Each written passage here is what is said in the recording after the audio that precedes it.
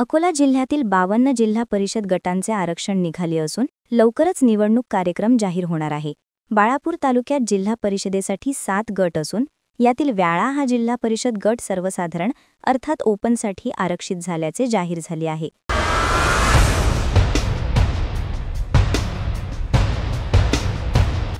त्यामुळे या व्याळा गटातून निवडणूक लढवण्यासाठी स्थानिकांसह पार्सल अर्थात इतर गटातून आलेले उमेदवार उमेदवारीसाठी सक्रिय झाले असल्याचे बघायला मिळते. विशेष म्हणजे या व्याळा गटामध्ये बाळापूर तालुक्यातील सर्वसमावेशक भूमिका घेऊन चालणारा एक बडा नेता देखील उडी मारण्याची शक्यता असून या गटातील मतदारांमध्ये त्याबाबत जोरदार चर्चा सुरू झाली असल्याचे बघायला मिळते. व्याळा गट सर्वसाधारणसाठी राखीव झाल्याने विविध राजकीय पक्षांकडून कोण कोण उमेदवारीसाठी इच्छुक आहे याचा NTV न्यूज मराठीने घेतलेला आढावा.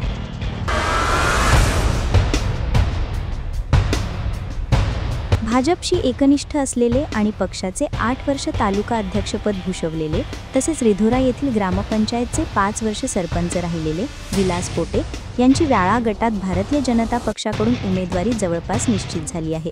फक्त अधिकृत घोषणा बाकी असून त्यांनी प्रचाराला सुरुवात देखील केली आहे.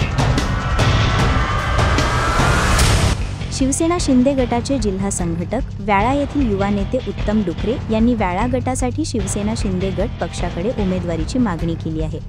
उत्तम डुकरे यांचे मुख्यमंत्री एकनाथ शिंदे यांच्याशी जवळचे संबंध आहेत.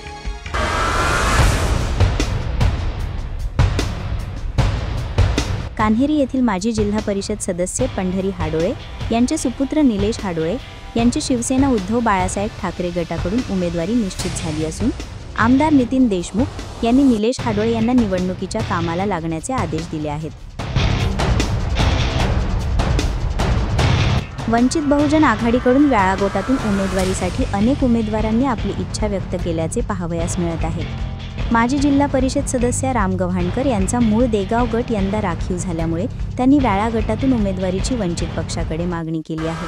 त्यांना उमेदवारी मिळण्याची दाट शक्यता असल्याची मतदारांमध्ये चर्चा आहे.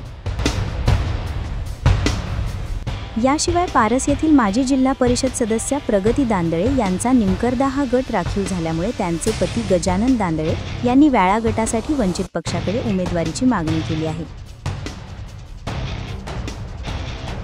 याशिवाय राजंदा येथील माजी ग्रामपंचायत सरपंच राहिलेल्या पल्लवी सुरेंद्रसिंग सोळंके यांनी सुद्धा व्याळा गटासाठी वंचित पक्षाकडे उमेदवारीची मागणी केली आहे. याआधी त्यांनी उगवा गटातून 2013 मधील जिल्हा परिषद निवडणूक वंचितांकडून लढवली होती.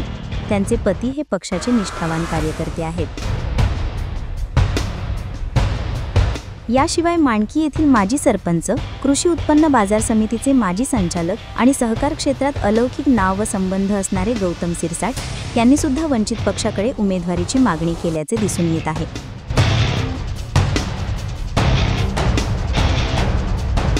व्याळा गट सर्वसाधारणसाठी राखीव झाल्यामुळे या गटासाठी भाजप, काँग्रेस, शिवसेना, उभाठा, राष्ट्रवादी काँग्रेस पार्टी, शरद पवार गट या पक्षांमधील विद्यमान पदांवर असणारे पदाधिकारी व कार्यकर्ते वंचित बहुजन आघाडीच्या संपर्कात असल्याची चर्चा जनसामान्यांमध्ये सुरू आहे.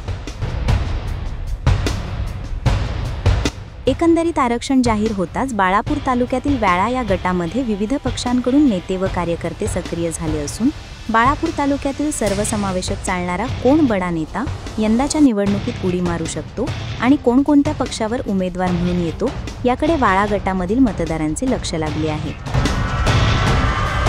प्रतिनिधी अमोल जामोदे, NTV न्यूज मराठी, बाळापूर, अकोला.